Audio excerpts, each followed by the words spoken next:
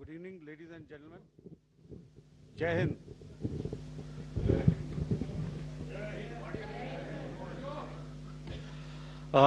Welcome to this special press conference on Operation Sindoor. We will begin with opening statements by the three senior officers to my right here, who have been directly overseeing operations during Operation Sindoor. We have Lieutenant General Rajiv Ghai, Director General Military Operations, who will cover the aspects related to land domain. Air Marshal A.K. Bharti, to his right, Director General Air Operations, will provide insights on the air domain. And to my right is Vice Admiral A.N. Pramod, Director General Naval Operations, who will cover aspects on maritime domain. Following their briefings, we will move on to the question answer session. I now request the DGMO to commence the opening brief. Thank you, Sandeep. A very good evening to all of you, ladies and gentlemen. You are all by now familiar with the brutality and the dastardly manner in which 26 innocent lives were prematurely terminated at Pahalgam on the 22nd of April. When you combine those horrific scenes and the pain of the families that the nation witnessed with numerous other recent terrorist strikes on our armed forces and defenseless civilians, we knew that the time had arrived to make yet another compelling statement of our resolve as a nation. Operation Sindoor was conceptualized with a clear military aim to punish the perpetrators and planners of terror and to destroy their terror infrastructure.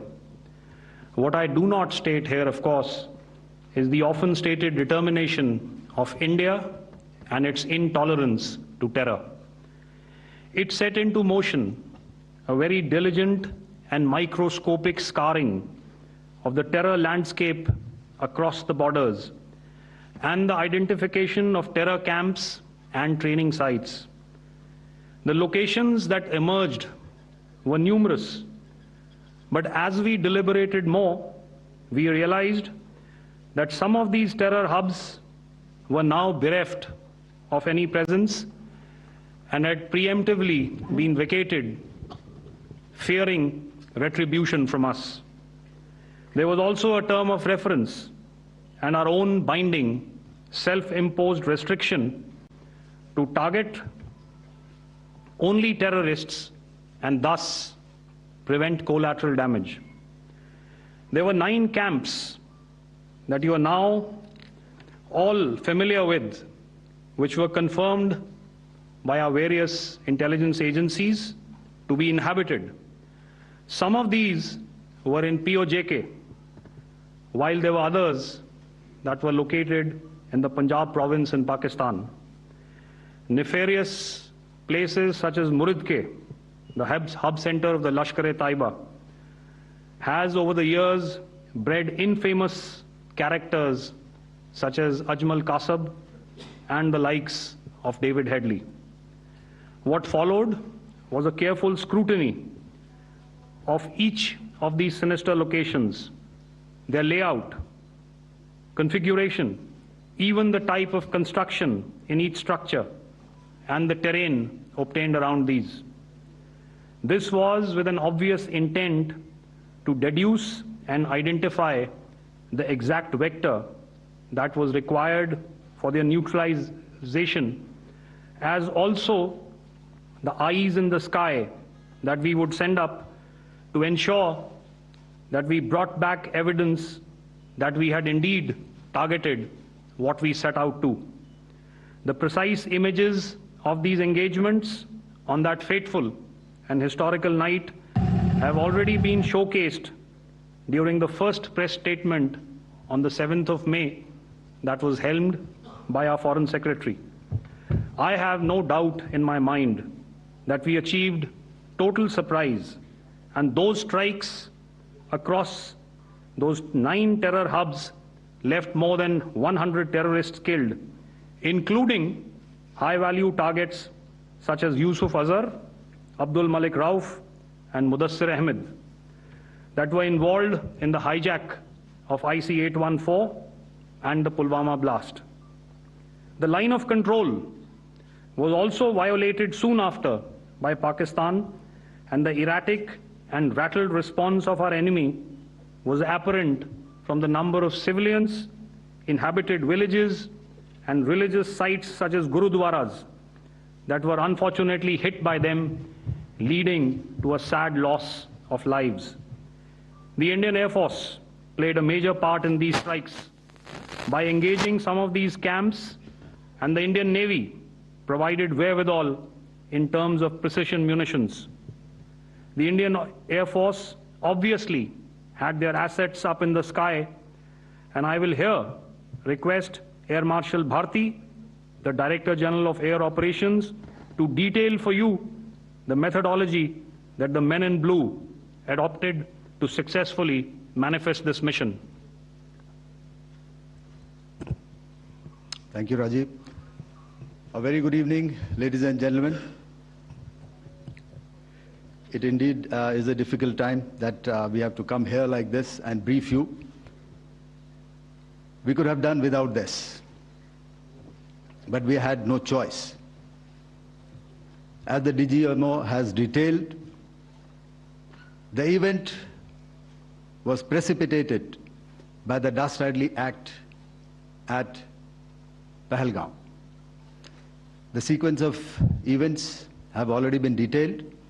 We carefully selected the targets, and out of the 9 selected targets, the target systems that were given to the Indian Air Force were the notorious training camps at Bhavalpur and Muridke, these being further from the international boundary. Through critical target system analysis, we analyzed what was to be done to annihilate these targets and plan to engage these targets with precision air-to-surface guided munitions so as to avoid collateral damage. The modalities of planning process I will not go through at this instant. However, what I would like to show you is the results that we achieved through our targeted airstrikes. Could I have the second slide, please?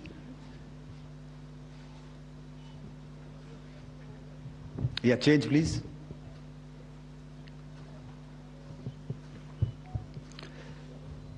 Okay. This is what the terror infra at Muridke looks like. If you see, north is as indicated, and to the right is east, where the international boundary lies. Could we have the next slide, please?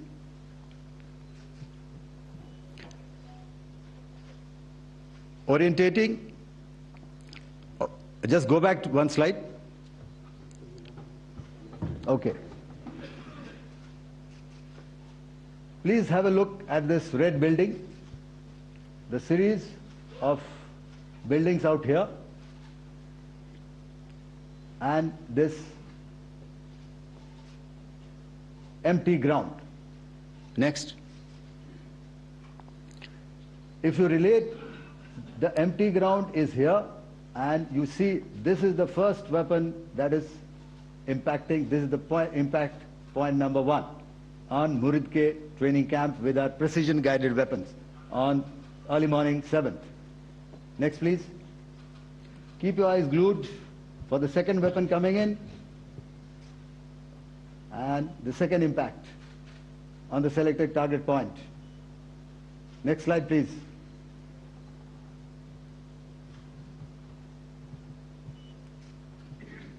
Third weapon, third impact. Continue. and fourth weapon, fourth impact. So through these targeted and precision targeting, we addressed the target at Murid Cave, which was the terrain infrastructure. Can you hear me? All right. Okay, I'll come closer to the mic.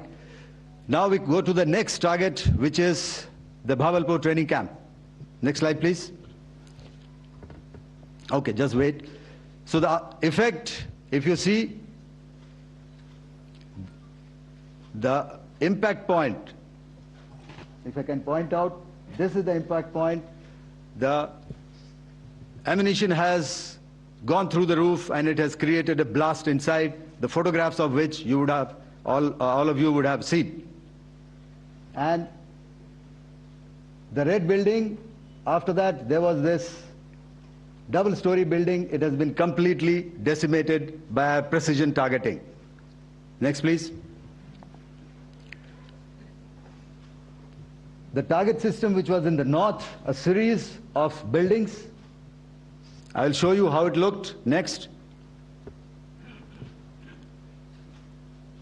Completely destroyed by our precision targeting. Next.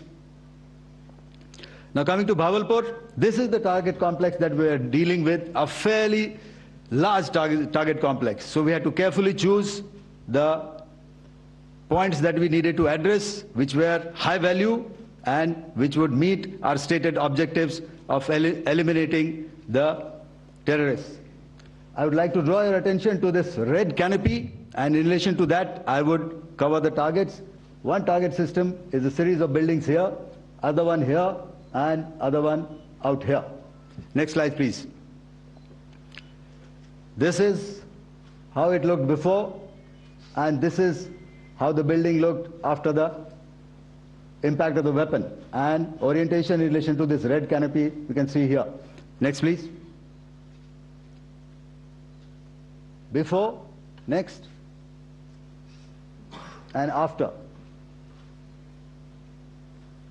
The roofs have completely collapsed. Next. This is the target system. Next. Precision targeting, and we have achieved our objectives here. Next. All right, so that was what we did on the 7th. Our objective was to address these two terrorist camps, and that we did with precision. And thereafter, we maintained a robust air defense posture, because remember, our objective was to target the terrorists and terrorist infrastructure, not any other infrastructure, not the Pakistani military, not the Pakistani any other infrastructure. So that is what we have maintained on the 7th of May. However, what we saw in the evening of 7th of May, we were saturated with a raid of Pakistani unmanned aerial vehicles and small drones. And these came in waves in our civilian areas, over our military installations, and all of them were successfully intercepted. Few of them did manage to land. However, there was not much damage that they did. And we have our robust counter-US hard kill and soft kill systems which did the job. However, the difference here was that we had targeted the terrorists. The adversary now has targeted our civilians and the military infrastructure. So it had to be responded to. So in a quick and calibrated response, that very night, we struck their radar installations at Lahore and close to Gujranwala, the LYT installation, to indicate to him that we are ready, yet we do not want to escalate. Our fight was with the terrorists and not with the Pakistani military establishment. Thank you. Thank you, Air Marshal Bharti. So, ladies and gentlemen, he's outlined operations not only on the night of 6th and 7th of May, when Operation Sindoor commenced, but also on the subsequent night. Being well aware and familiar with the congenital and impulsive nature of our adversary, and even though we did attempt to reach out and communicate our compulsions to strike at the heart of terror to my counterpart in the immediate wake of Operation Sindoor, the request was brusquely turned down, with an intimation that a severe response was inevitable and in the offing. We were, of course, prepared. Operations on the 7th and the 8th, Air Marshal Bharti spoken about. On the night of 8th and 9th of May, they flew drones and aircrafts into our airspace all across the borders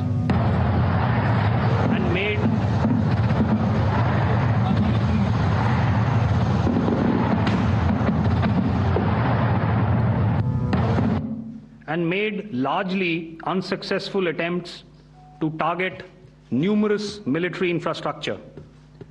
Violations on the line of control by Pakistan also commenced yet again and precipitated into fierce arty engagements. The air operations on the night of 8th and 9th of May, I'll yet again request the DG Air Operations to cover.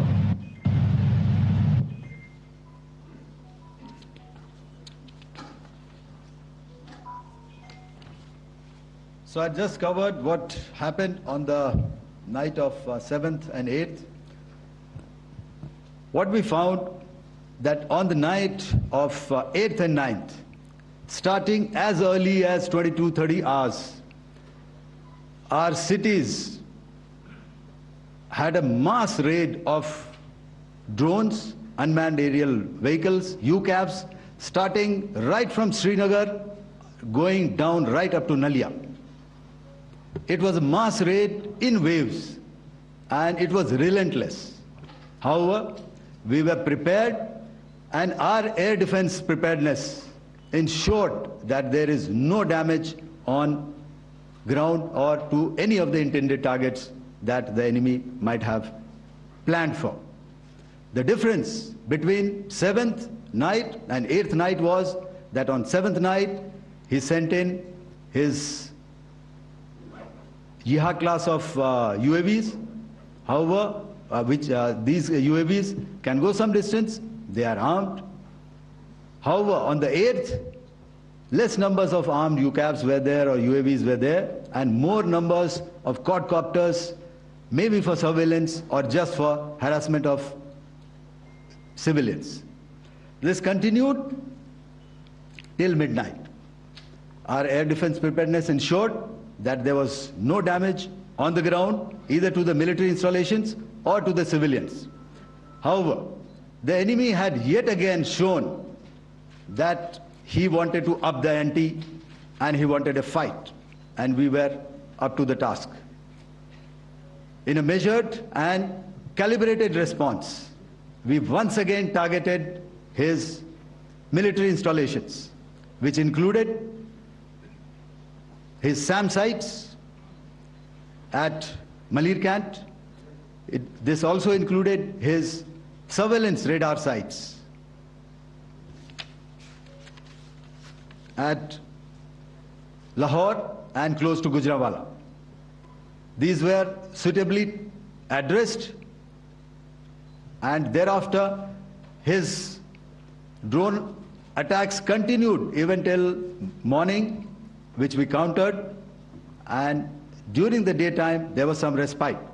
Here I would like to bring out another aspect. What we found was that while the drone attacks were being launched from somewhere close to Lahore, enemy had allowed his civilian aircraft to also continue to fly out of Lahore.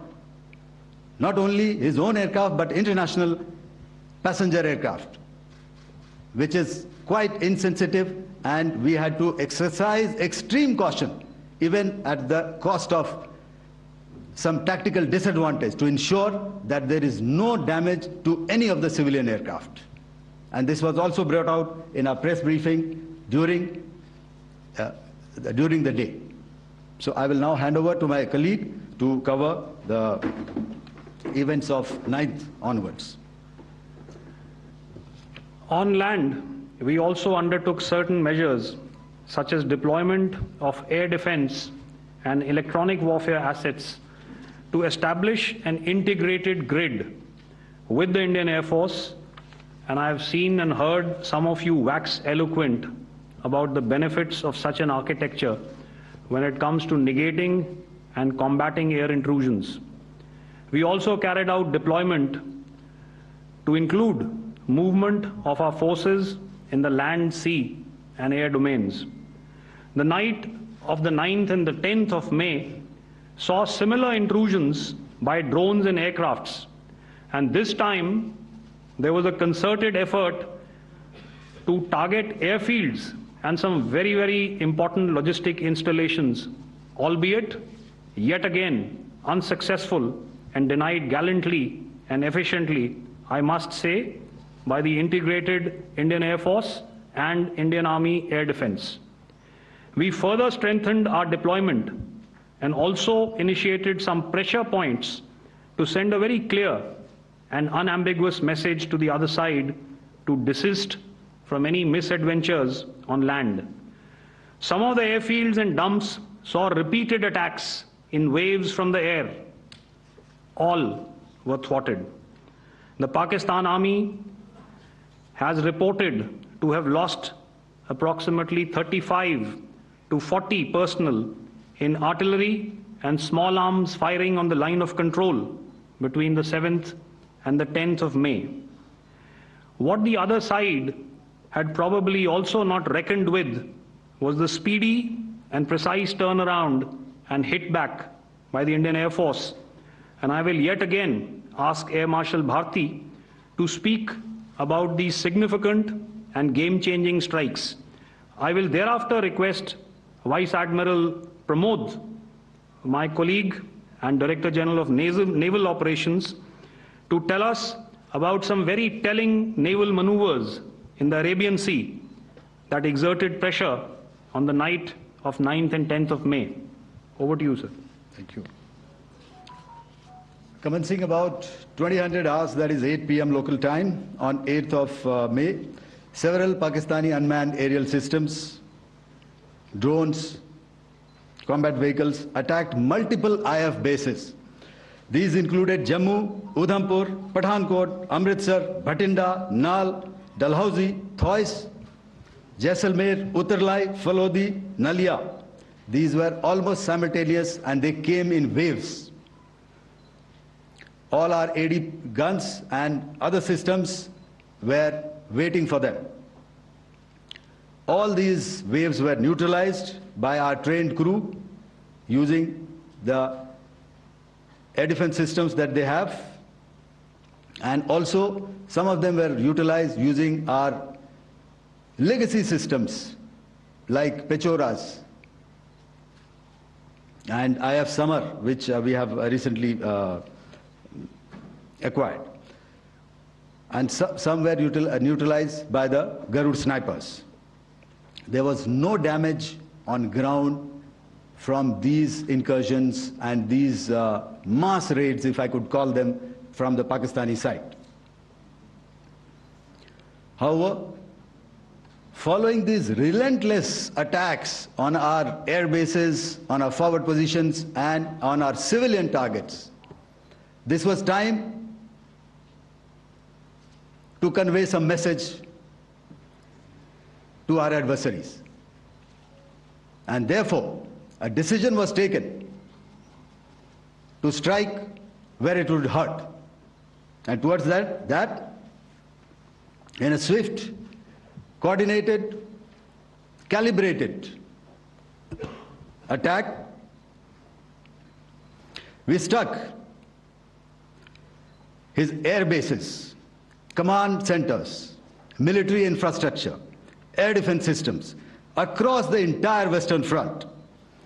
The bases we struck includes Chaklala, Rafiki, and mind you, Chaklala is Islamabad.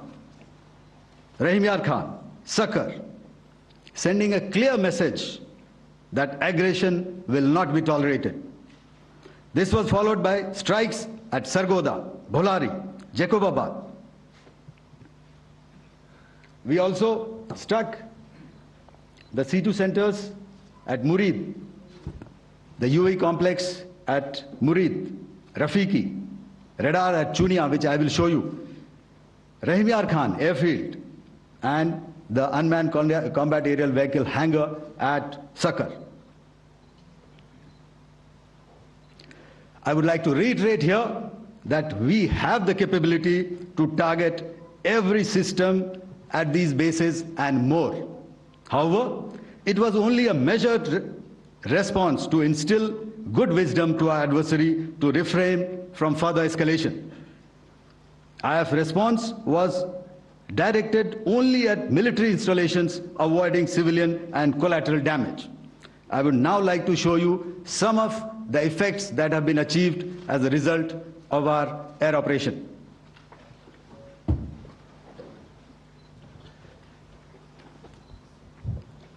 Here is the Pasrur air defense system, if you could see. Zoomed up view, this is the radar mounted on a high tower. And after the strike,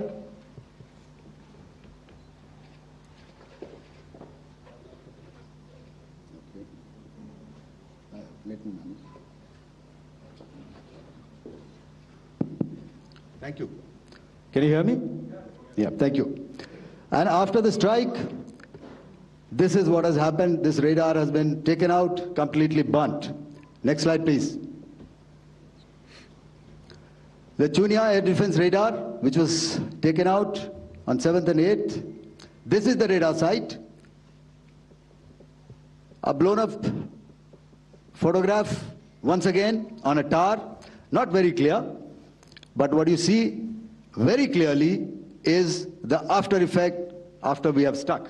The radar head has been completely decapitated. Next slide, please. Arifwala air defense radar.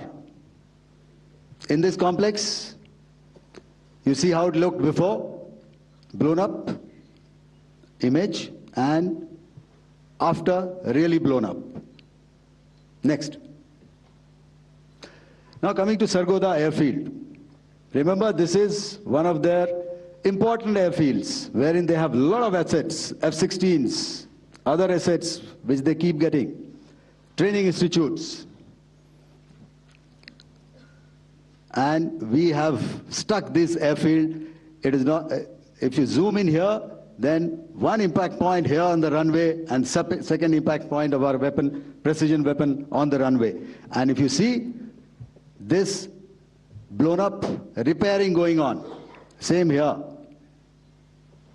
Next. Rahim Yar Khan. This is the area we have struck. A deep strike out here and one complex here. So this is how it looked before, and the same, you see a big crater, another crater here, and this complex after strike neutralized.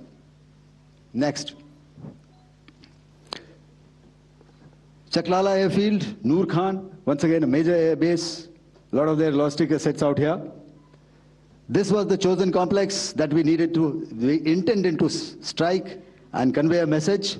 Next slide, please. This is how it looked before, and this is how it looked after our strike. Next. Sakar. We chose the radar site at Sakar. This is the radar site, and after it was struck, this is the aftermath, completely burnt out. Next, please. Aircraft shelter. This is how it looked before the strike, and this is how it looked after the strike. The roof of the buildings completely caved in and burnt. Next. Bolari airfield, aircraft hangar. This is how it looked before, and this is how it looked after the precision strike. Next. Jacobabad, aircraft hangar, and this is how it looked after. Next. So what I'm trying to convey here, ladies and gentlemen, is to start with, our fight was neither with the Pakistani military nor with anybody else who's there on the other side. Our fight was with the terrorists. We neutralized the terrorists that we selected to be neutralized, and thereafter we only maintained the air defense posture. However, we were relentlessly pounded by waves after waves, night after night, by his UCAVs, by his drones, and by his other unmanned aerial systems. And that left us with no choice but to retaliate, and yet our retaliation was calibrated, it was graduated, and it was proportionate. Thank you.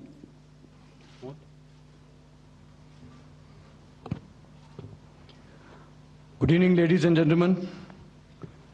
In the aftermath of the cowardly attacks on innocent tourists at Pahalgam in Jammu and Kashmir by Pakistani-sponsored terrorists on 22nd April, the Indian Navy's Carrier Battle Group, surface forces, submarines, and aviation assets were immediately deployed at sea with full combat readiness in concert with the joint operation plan of the Indian Defence Forces. You may be aware that we tested and refined tactics and procedures at sea during multiple weapon firings in the Arabian Sea within 96 hours of the terrorist attack. The aim was to revalidate our crew, armament, equipment, and platform readiness to deliver various ordnance on selected targets precisely. Thereafter, our forces remained forward deployed in the Northern Arabian Sea in a dissuasive and deterrent posture with full readiness and capacity to strike select targets at sea and on land, including Karachi at time of our choosing. The forward deployment of the Indian Navy compelled Pakistani naval and air units to be in a defensive posture, mostly inside harbors or very close to the coast, which we monitored continuously. The Indian Navy maintained seamless maritime domain awareness throughout the duration and was entirely aware of the location and movement of Pakistani units. In effect, we had and continue to have good battle space transparency using our maritime domain awareness grid. As you are aware, our response has been measured, proportionate, non-escalatory, and responsible from day one. Accordingly, the calibrated approach considered all options, including the ability of the Indian Navy for offensive action from and at sea. As part of this escalation control mechanism, the application of force by the Navy was planned in a synchronized manner in coordination with the Army and Air Force, the highlight being teams from the three services working closely in an integrated manner. Along with the kinetic actions by the Indian Army and Indian Air Force, the overwhelming operational edge of Indian Navy at sea contributed towards Pakistan's urgent request for a ceasefire yesterday. As we speak, Indian Navy remains deployed at sea in a credible deterrent posture to respond decisively to any inimical action by Pakistan or Pakistan-based terrorists. Thank you. Samno Varna, Jai Hind. Now I'll hand over to Director General Military Operations for further proceedings. Ladies and gentlemen, on the 10th of May, in the morning, even as we were getting into a huddle to wargame the events of the previous night, a routine exercise, I received a message on hotline from my counterpart in Pakistan seeking my willingness to communicate. Since our initial aim was to strike at terror camps, and all our actions in the subsequent days were in response to the intrusions and violations by the Pakistan Air Force and its army, it was decided that I would indeed speak with my counterpart. You are already aware I've seen it being covered on national television, that my communication with the Pak DGMO was conducted at 15:35 hours yesterday and resulted in cessation of cross-border firing and air intrusions by either side with effect from 1700 hours 10th of May, after he proposed that we cease hostilities. We also decided to further speak on the 12th of May, that's tomorrow, at 1200 hours, to discuss the modalities that would enable the longevity of this understanding. However, disappointingly, and must I add, expectedly, it took only a couple of hours for the Pakistan Army to violate these arrangements by cross-border and across the line of control firing, followed by drone intrusions across the expanse of the Western Front, through last night and in the early hours of the morning today. These violations were responded to robustly and dealt with as they must be. We have earlier today sent another hotline message to my counterpart highlighting these violations of the understanding between the DGMOs on the 10th of May and our firm and clear intent to respond to these fiercely and punitively, if repeated tonight, subsequently, or later. In this regard, I must inform all of you that the Chief of Army Staff has earlier today conducted a security review and has granted full authority to our Army commanders for counter actions in the kinetic domain in case of any violation by Pakistan. In the end, I pay my solemn homage to my 5 fallen colleagues and brothers from the armed forces and civilians who have tragically lost their lives in Operation Sindoor. Our hearts go out to the bereaved families, and we express our solidarity to them in this lifetime and beyond, at this grave juncture in their lives. Their sacrifices shall always be remembered and spoken of in glowing terms by a grateful nation. We have thus far, ladies and gentlemen, exercised, and my colleague Pramod highlighted this, immense restraint, and our actions have been focused, measured, and non-escalatory. However, any threat to the sovereignty, territorial integrity, and safety of our citizens will be met with decisive force. Jai Hind. Okay, ladies and gentlemen, we are now open for questions. All right, now since I would not know all of you, I would expect you to please raise the placard or your hand, and once I indicate, I expect you to please give out your name and the media group that you belong to. Keep your questions short so that we can take as many questions as possible. Also, ladies and gentlemen, kindly bear in mind that confidential aspects may not be answered by the 3 DGMOs. Right. I've got a lot of hands there. Let me start from the left. Left foot always in front when we start marching. So here we have to the left, okay. Yeah, 238. Hello. So this is Manas Pratimudyan from PTI, Press Trust of India. So the understanding that was reached yesterday on stopping the military operations and actions, was it for just 3 days? And what would be the cost escalation if there is violation of this understanding by the Pakistani side? And my subsequent question would be that we have a kind of ceasefire agreement with Pakistan that was finalized in 2003. So will there be some kind of similarities in frameworks between the two kind of understandings, 2003 ceasefire agreement and the current understanding on stopping military operations?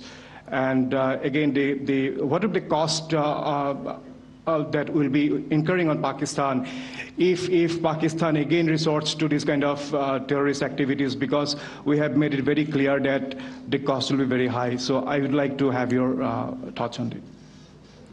Okay, so I'll answer the latter part of the question first. I also want to add that while the initial ceasefire agreement, as you correctly pointed out, is of the 2003 vintage, but I must remind you that in 2021, in the month of February, and this was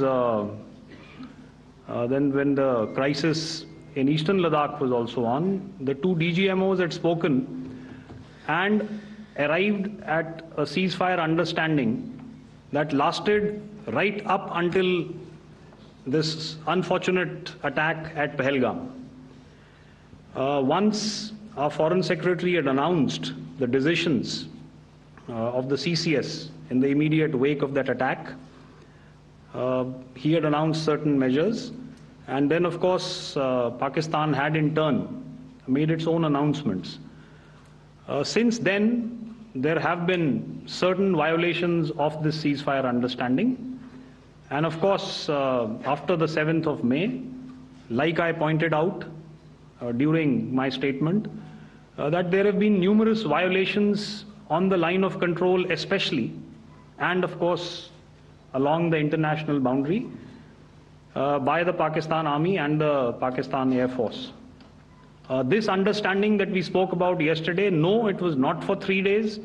It was first to stop aggressive and hostile activities immediately, let that order and direction settle down for about 36 hours, and thereafter discuss modalities, like I said, to ensure its longevity. That is tomorrow on the 12th of May. But unfortunately, we had a violation starting at approximately 1900 hours last night, and we've sent a communique, like I said, to the Pakistan Military Operations Directorate, and we will await as to what happens tonight. All right. The cost escalation, I'll leave it to your best imagination. I've already said that the response will be fierce and punitive. Now, the right foot forward. Yeah.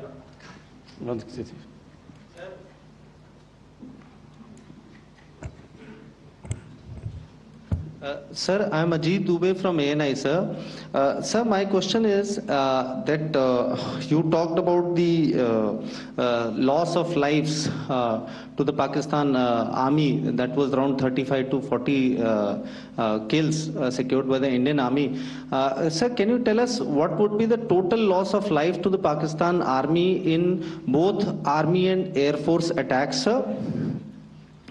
And how good was the performance of the BrahMos, Scalp and the S-400 during the operations? And sir, since we have just one no line, multiple sir. Questions, please. Sir, all right. and since sir, we have achieved such a spectacular, we have made good achievements in this entire operation, can we say that we have emerged victorious, or we have a big upper hand over the Pakistanis in this entire conflict? Thank you very much, sir.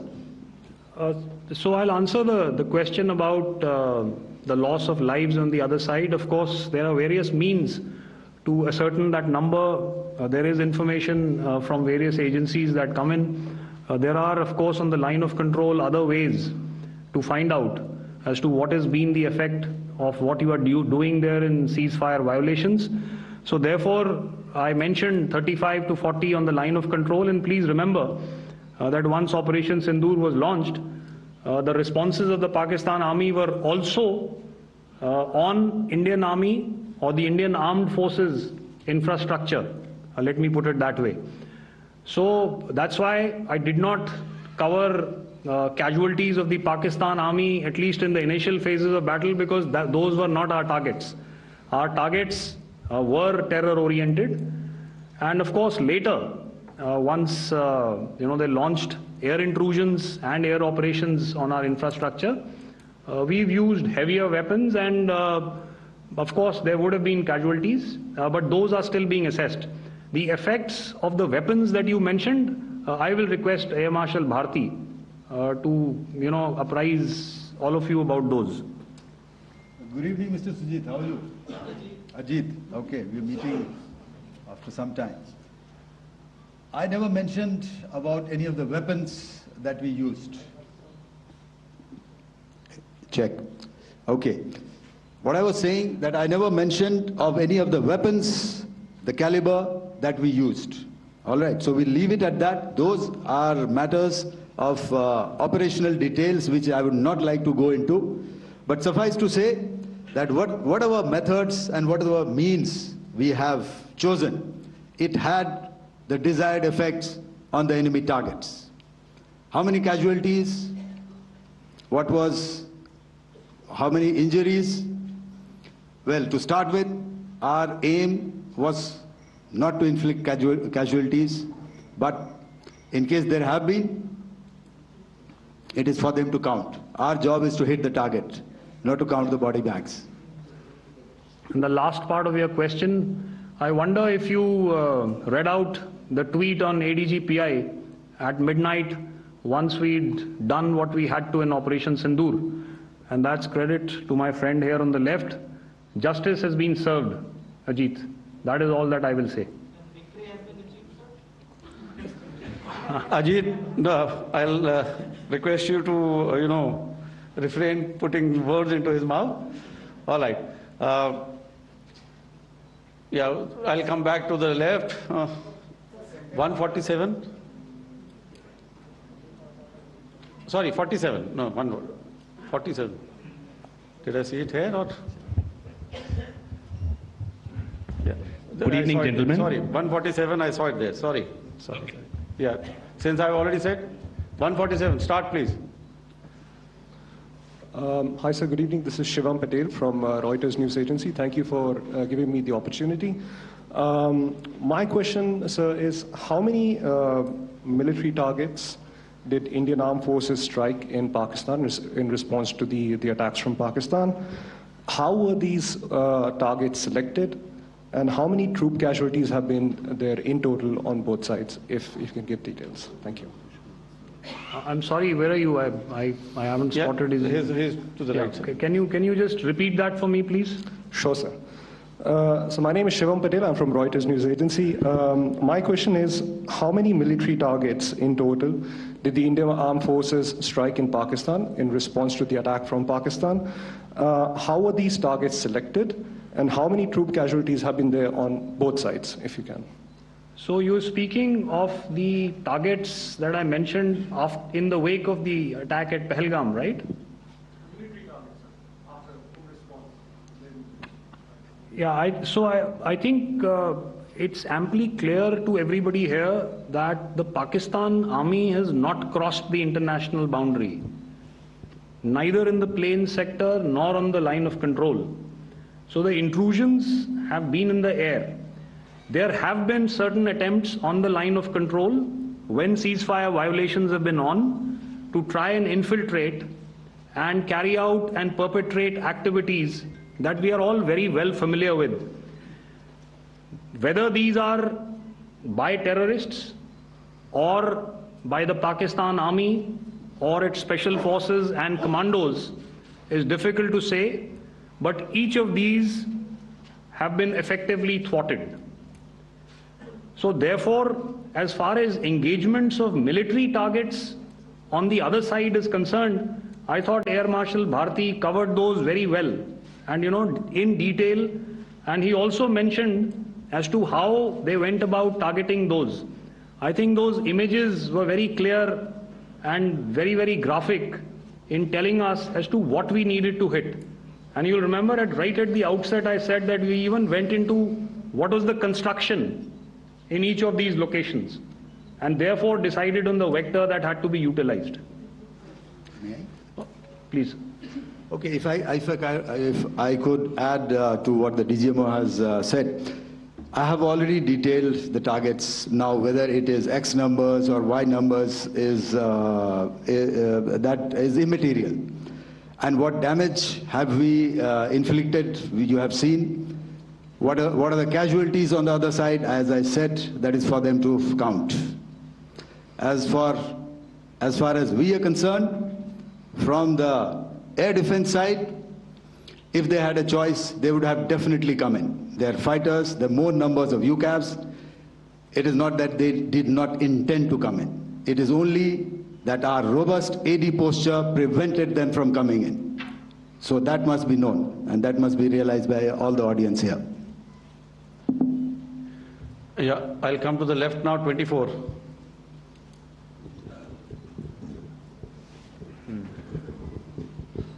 Good evening, sir. This is Anvesh Rath from Z.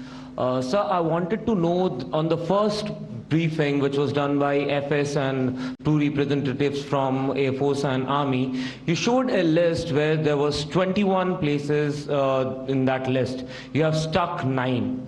Are more operations going to be held? Is Operation Sindoor still on? And the second question, thank you, sir.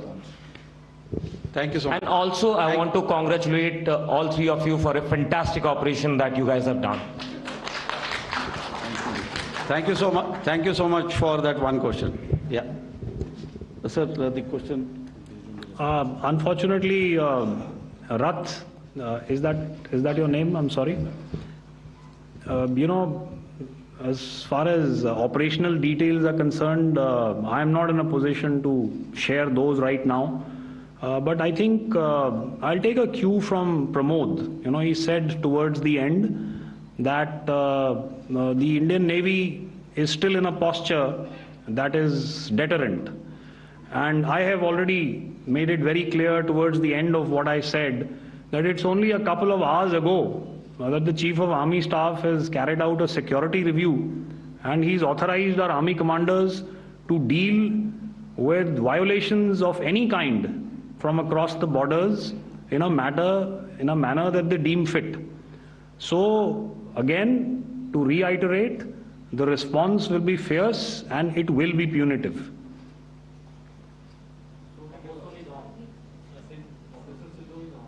Yes. 163.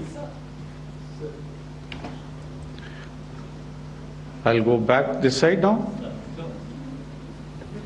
Yeah, 255. She said middle wale kya karenge, so 255. Oh, sorry. Good evening, sir. I'm Shailesh from National Defense. Please allow me, first of all, to pay my gratitude for protecting us Indians. Thank you very much. Sir, since the enemy has been talking about taking down our aerial platforms, it would be deemed fit in case we can reveal that we have taken down their fighter jets. What could be the number? Though you said that they may be not good to reveal the platforms, but since this has come from various quarters in Pakistan, so I believe that we need to answer, in case if you can, sir, if you may allow. The question is for me? Yes, sir. Okay, and if I get it right, you want to know how many of their planes we have downed? Yes, sir. Yes, sir. All right. See, as I said, their planes were prevented from coming inside our border. All right. So we do not have the wreckage with us, but definitely we have downed a few planes. Numbers, we would not like to hazard a guess out here. Okay. I have the numbers. Okay, and we are getting into the technical details of it to establish it. So I would not like to put a figure at this time, but definitely there are losses from their side which we have inflicted. Were they please don't ask. Were they fourth generation plus, sir? See, you're putting words into my mouth. Why do you say fourth generation? Let us make it high tech. Okay. Thank you so much, sir. All right. Yeah, 163.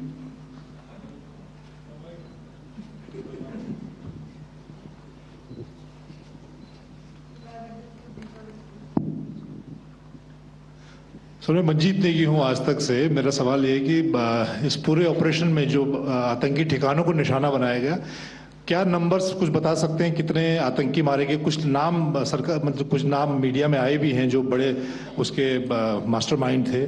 और एक सवाल जो आज air force ने भी tweet किया कि operation सिंदूर अभी जारी है और सरकार की तरफ से भी कहा गया।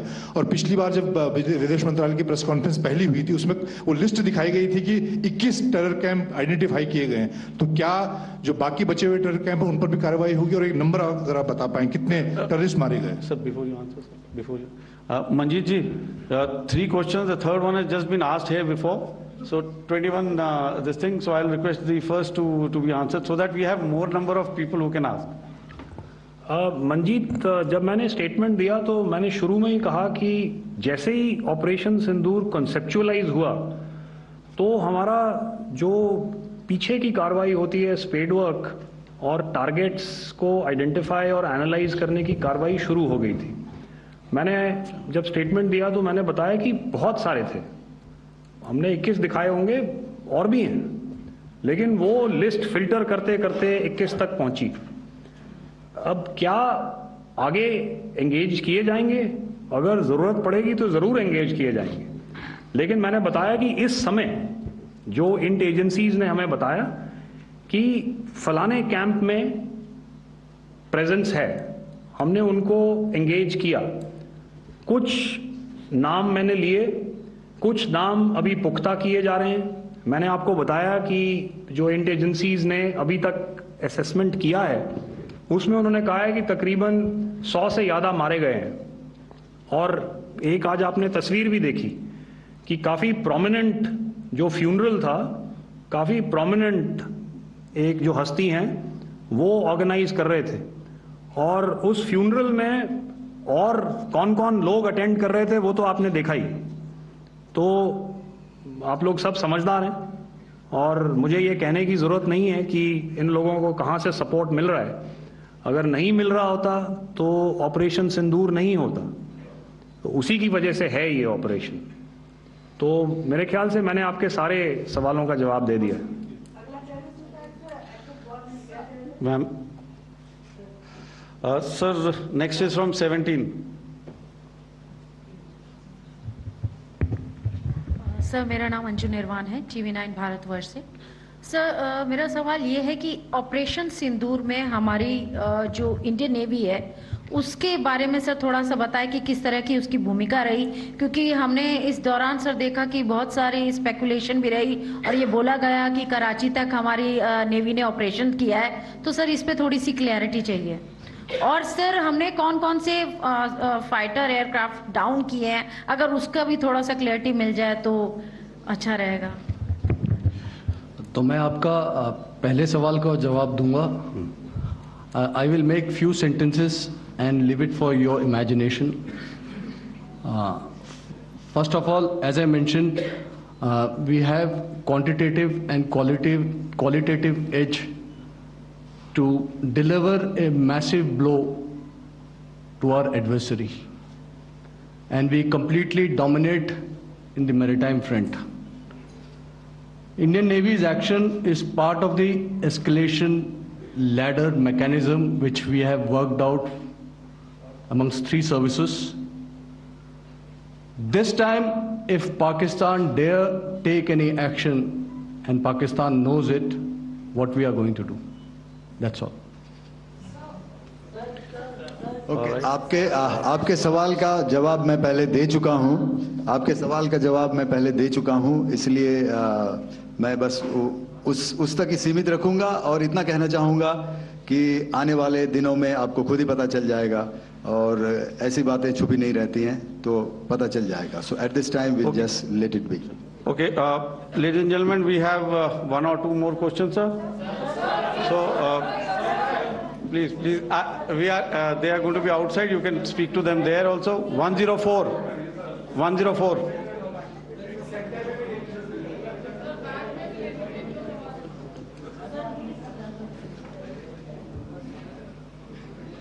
I think. Yeah, ask. Sir, Dinaka with the Hindu newspaper. Are you surprised that you got this question? No, sir. I'm waiting for the Bristol. Sir, can you give a number of assets we lost, because there's been a lot of speculation going on, international media writing a lot of things about our platforms, including Rafales. I mean, Pakistan claiming that Rafale has been downed, etc. Can you put that question to rest and clarify on that? I guess that question is for me. All right, I'm happy that you've asked this question. You know, we are in a combat scenario, and losses are a part of combat. The question that you must ask us, okay, and indeed that we must ask ourselves, you inclusive, is have we achieved our objectives? Have we achieved our objective of decimating that terrorist camp? And the answer is a thumping yes. And the results are for the whole world to see. As for the details, what could have been, how many numbers, which platform did we lose? You know, at this time, I would not like to comment on that, because we are still in a combat situation. And if I comment on anything, it will only be advantage adversary. So we don't want to give him any advantage at this stage. All I can say is that we have achieved our objectives that we selected, and all our pilots are back home. Thank you. Okay, hold. Please don't. Please be civil here. So we'll have 220 now. Sir, hello sir, this is Anita Chaudhary sir from Swadesh newspaper.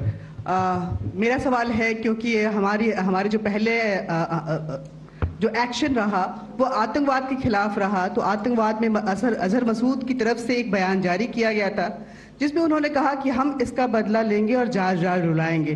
तो क्या अगला, अगर खुदा न खास्ता अगला terror attack किसी भी तरह का होता है, तो क्या उसे एक्ट ऑफ वॉर में हमारी तरफ से लिया जाएगा और उसका क्या माकूल जवाब दिया जा सकता है?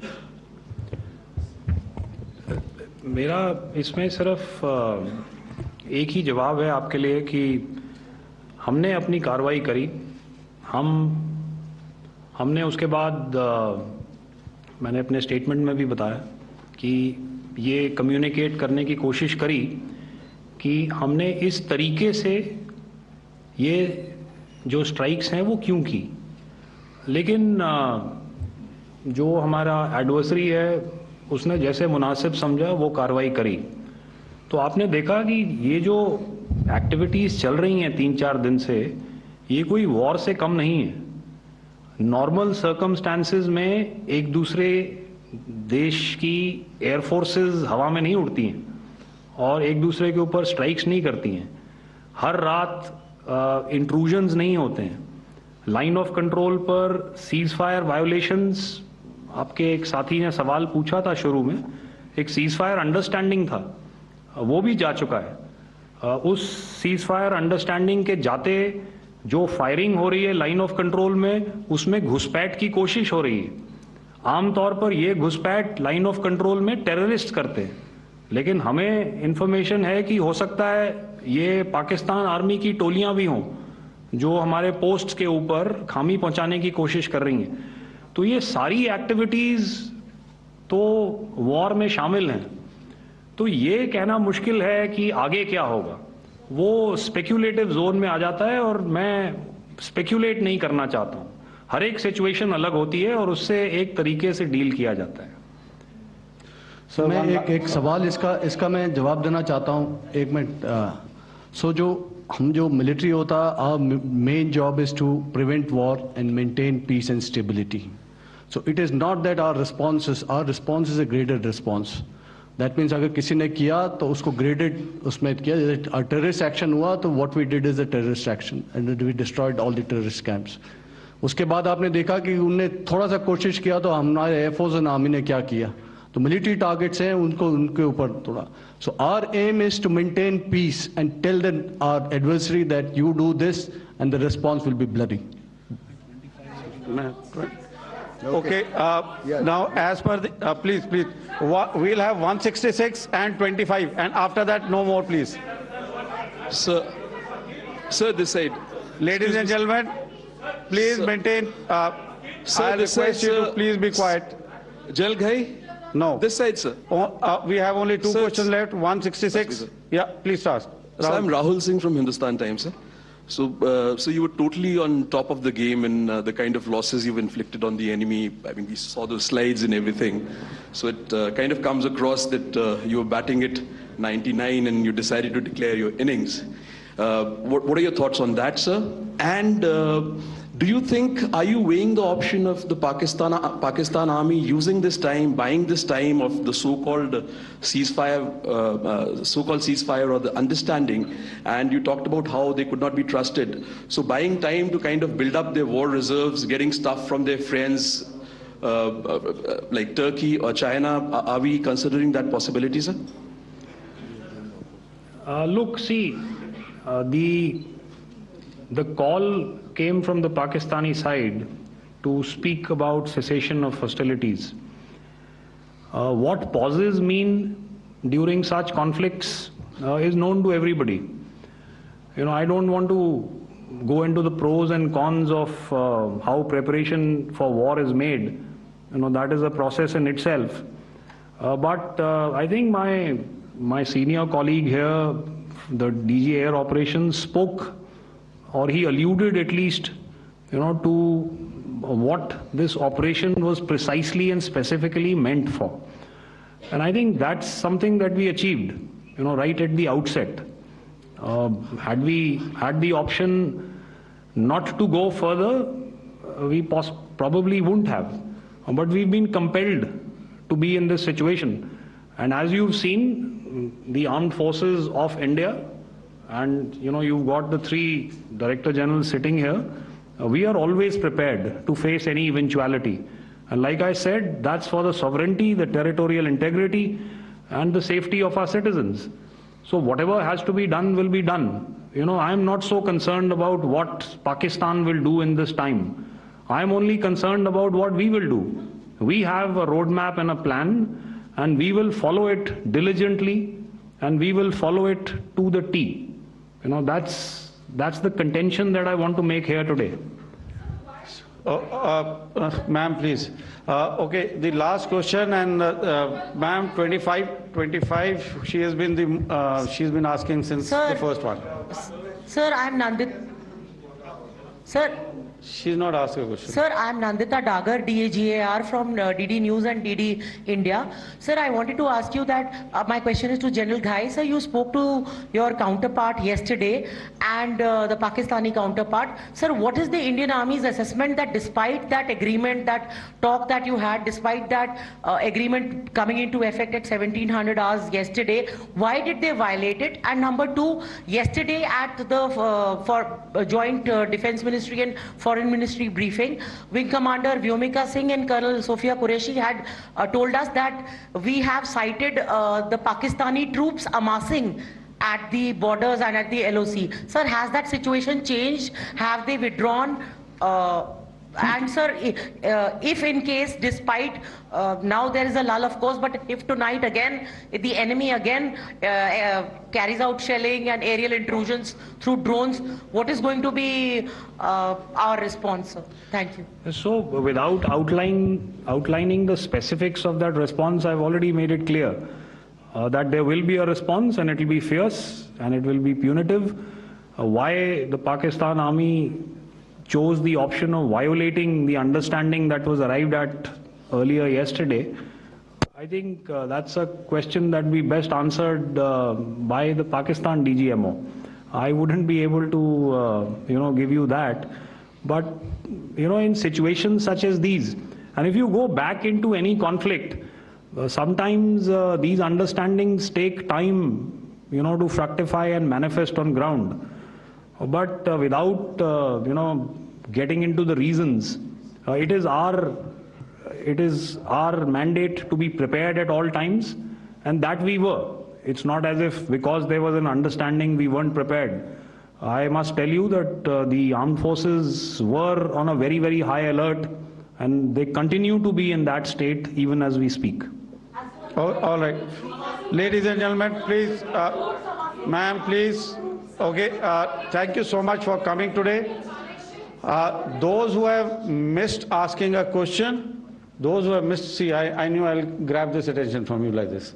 Those who have missed the opportunity to ask a question can give me a written one. I will definitely get back to you with that. And also, they are they are invited for a cup of tea in my office day after tomorrow. Thank you, ladies and gentlemen, for coming. Thank you. Thank you very much. Jai Hind. Jai Hind. सिंदूर पर रक्षा मंत्रालय की press वार्ता का सीधा प्रसारण आप देख रहे थे। इसमें सीधे तौर पर आपको बता दें कि lieutenant general Rajiv Ghai DGMO army, air marshal AK Bharti DG air operation, vice admiral AN Pramod DG naval operation, ये तीनों इस प्रेस वार्ता को संबोधित कर रहे थे। सीधे तौर पर रक्षा मंत्रालय ने कहा कि ऑपरेशन सिंदूर जो हमें चलाना पड़ा पहलगाम हमले के बाद में भारतीय सेना के पास और कोई दूसरा विकल्प नहीं था, और सीधे तौर पर आतंकी ठिकानों को निशाना बनाने के लिए ऑपरेशन सिंदूर चलाया गया। इस प्रेस वार्ता को संबोधित करते हुए उन्होंने बताया कि पाकिस्तान ने भारत की कुछ एयरफील्ड्स को निशाना बनाया, जिसे नाकाम कर दिया गया। साथ ही उन्होंने कहा कि ऑपरेशन सिंदूर के तहत पाकिस्तान के 100 आतंकी मारे गए, जबकि पाकिस्तानी सेना के 35 से 40 जवानों की मौत इस ऑपरेशन के दौरान हुई है। साथ ही उन्होंने बताया कि भारतीय सेना के पास में कराची पर हमला करने की भी क्षमता थी, लेकिन चूंकि हमारा ठिकाना सिर्फ आतंकियों के हमारा निशाना जो था वो आतंकियों के ठिकाने थे, इसलिए किसी भी स्थिति में हमारा जो मकसद था वो पाकिस्तानी सेना पर हमला करने का नहीं था। लेकिन इसके उलट पाकिस्तानी सेना ने भारत के कुछ एयरफील्ड्स को निशाना बनाया, जो कि नाकाम रहा। साथ ही साथ पाकिस्तानी सेना ने भारत के धार्मिक स्थलों को भी निशाना बनाया, गुरुद्वारों को भी निशाना बनाया, जिसे भी नाकाम। उपयोग ओछो करवो, ब्रेडनो उपयोग ओछो करवो, हेल्धी पौष्टिक खोराक બધા જ ખાઈ શકાય। શાકભાજી અને ફ્રૂટ્સ અત્યારે એટલા બધા વેરાયટી મળી રહ્યા છે ઉનાળાના, જે આપણે લગભગ ભૂલી પણ ગયા છીએ। હવેના છોકરાઓને તો કદાચ ફાલસા બતાવવા પડે છે, ગોરસ આંબલી બતાવવી પડે